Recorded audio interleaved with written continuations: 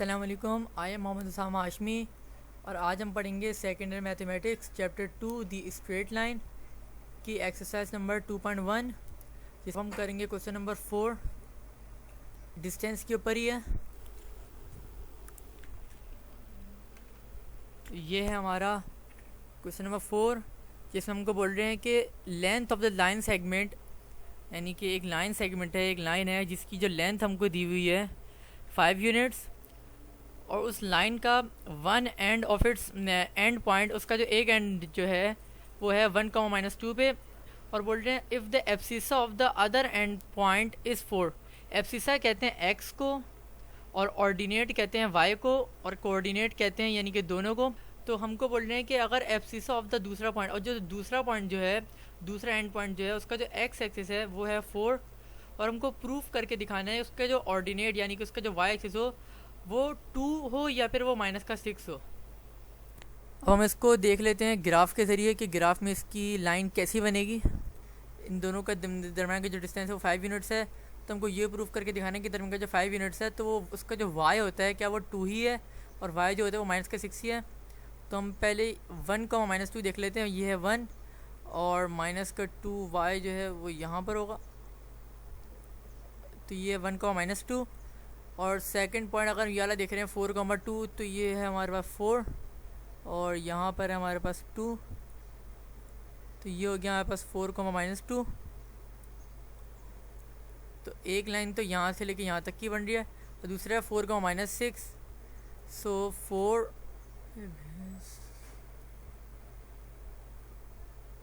तो यहाँ से लेकर जो यहाँ तक की जो लाइट डिस्टेंस है वो भी है 5 यूनिट्स और यहाँ से लेकर यहाँ तक की जो लाइन है उसका जो डिस्टेंस होगा वो भी होगा 5 यूनिट्स।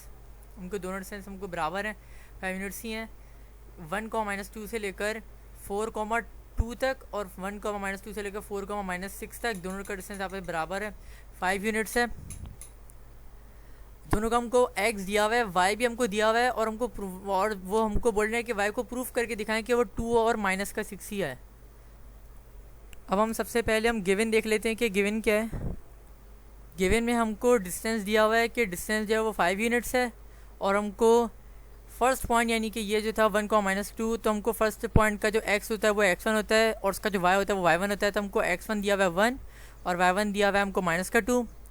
और जो सेकंड पॉइंट है उसका हमको सिर्फ एब्सिसा बताया हुआ है कि वो 4 है और हमको y उसका जो ऑर्डिनेट यानी कि जो y है वो हमको प्रूफ करके दिखाना था कि वो 2 या फिर -6 के बराबर है। तो हमको उसका सिर्फ x हम लिखेंगे गिवन में क्योंकि हमको एब्सिसा उसका दिया हुआ है 4, ठीक है। तो हमको प्रूफ करके दिखाना है कि वो y2 का आंसर जो हो वो 2 हो या फिर वो -6 हो। अब हम सॉल्यूशन में सबसे पहले फॉर्मूला देख लेते हैं कि डिस्टेंस का फॉर्मूला क्या होता है। एक पॉइंट से लेके दूसरे पॉइंट तक के दरमियान का जो डिस्टेंस होता है उसका फॉर्मूला होता है अंडर रूट के अंदर x2 - x1 का होल स्क्वायर। x2 जैसे आप जानते हैं कि सेकंड पॉइंट का जो x होता है और x1 जो होता है वो फर्स्ट पॉइंट का x होता है, प्लस करके y2 - y1, y2 जो होता है वो सेकंड पॉइंट का y और y1 जो होता है वो फर्स्ट पॉइंट का y होता है, उसका होल स्क्वायर और होल पे लगा होगा अंडर रूट। तो ये होता है डिस्टेंस का फॉर्मूला।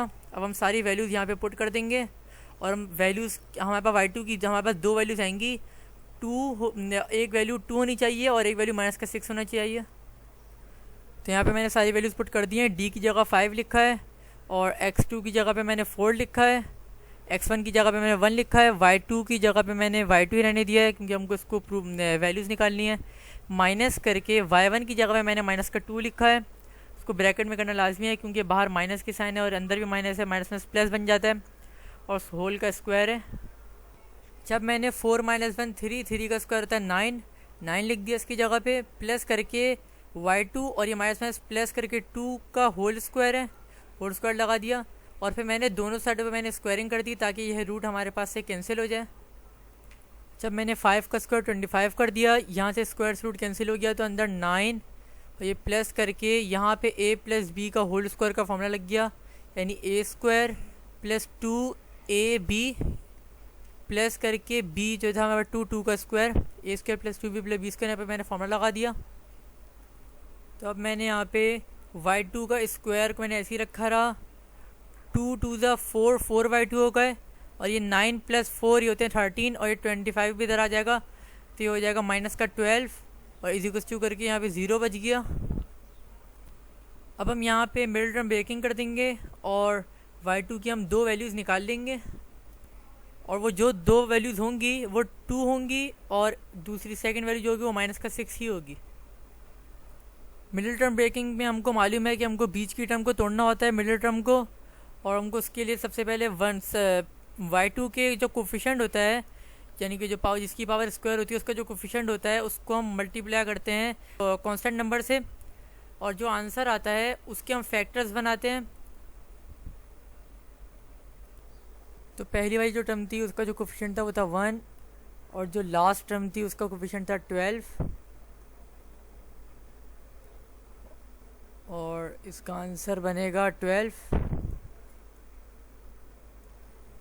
अब हम स्टार्टिंग से यानी कि 1 से हम स्टार्ट करेंगे और देखेंगे कि हम किससे मल्टीप्लाई करें कि हमारे पास जो आंसर आए वहाँ पास आए 12। फिर हम 2 को देखेंगे, इस तरीके से हम चलते रहेंगे। तो सबसे पहले हम 1 को देखते हैं, 1 को हमको मल्टीप्लाई करना पड़ेगा 12 से, 2 को हमको मल्टीप्लाई करना पड़ेगा 6 से, 3 को मल्टीप्लाई करना पड़ेगा हमको 4 से, और फिर 5 से नहीं होता, 6 को मल्टीप्लाई करना पड़ेगा 2 से, जो हम ऊपर लिख चुके हैं। तो हमारे पास सिर्फ ये 3 फैक्टर्स बने हैं जिनको मल्टीप्लाई करने के बाद आंसर आता है 12। इसका भी आंसर आएगा 12। अब हमें पता है कि हमको बीच वाली जो टर्म होती है उसको हमको 2 हिस्सों में ब्रेक करना होता है, और वो 2 नंबर्स जो होते हैं, 2 हिस्से जो होते हैं वो आपस में या तो ऐड हो रहे होंगे या तो सब्ट्रैक्ट हो रहे होंगे। वो हमको ये वाली साइन बताती है, तो हमको ये वाली साइन बता रही है कि हमको 2 नंबर्स का आपस में सब्ट्रैक्ट करके लेके आना है 4। तो यहाँ पे आपको 3 फैक्टर्स दिख रहे हैं, तो इनमें से ऐसा कौन सा वाला फैक्टर है जिनमें से आप बड़े वाले नंबर में से बड़े में से आप छोटे को माइनस करो तो आंसर है आपके पास 4। तो अगर हम इस वाले को देखें तो 12 - 1 होते हैं 11, तो ये वाला तो नहीं हो सकता। अगर हम ये वाला देखें तो 6 - 2 होते हैं 4, ये वाला हमारा करेक्ट है। तो हम ये वाला लेंगे, ये वाला फैक्टर इस्तेमाल करेंगे, क्योंकि हमको 2 नंबर्स को सब्ट्रैक्ट करके लेके आना था 4, जो कि हमारा इसके ज़रिए आ रहा है। तो इसका मतलब ये हुआ कि हम 4/2 को हम तोड़ देंगे 6/2 - 2/2 में। तो यहाँ पे मैंने इस टर्म को मैंने ब्रेक कर दिया है 6/2 - 2/2 में। अब मैं इन दोनों में से मैं कॉमन लूँगा जो मेरे पास कॉमन आ रहा होगा, और मैं इन दोनों में से कॉमन लूँगा जो मेरे पास कॉमन आ रहा होगा। तो इन दोनों में से हमारे पास y2 कॉमन आ रहा है, कोई कोफिशिएंट कॉमन नहीं आ रहा बल्कि सिर्फ वेरिएबल आ रहा है y2, तो हम यहाँ से y2 कॉमन लेंगे। तो मैंने यहाँ से मैंने y2 कॉमन ले लिया है। जब मैं इन दोनों टर्म में से y2 कॉमन लूँगा तो यहाँ पे मेरे पास एक y2 बच जाएगा, यहाँ पे y2 2 थे जो आपस में मल्टीप्लाई हुए थे, प्लस करके यहाँ पे से जब मैं y2 बाहर लूँगा कॉमन तो यहाँ पे सिर्फ 6 बच जाएगा। अब मैं इसके आगे जो भी साइन होती है वो एज इट इज़ साइन हम यहाँ लिख देते हैं, और फिर यहाँ से अगर हम कोफिशिएंट देखें तो यहाँ पर कोफिशिएंट आ रहा है, कॉमन आ रहा है 2, लेकिन कोई वेरिएबल कॉमन नहीं आ रहा है।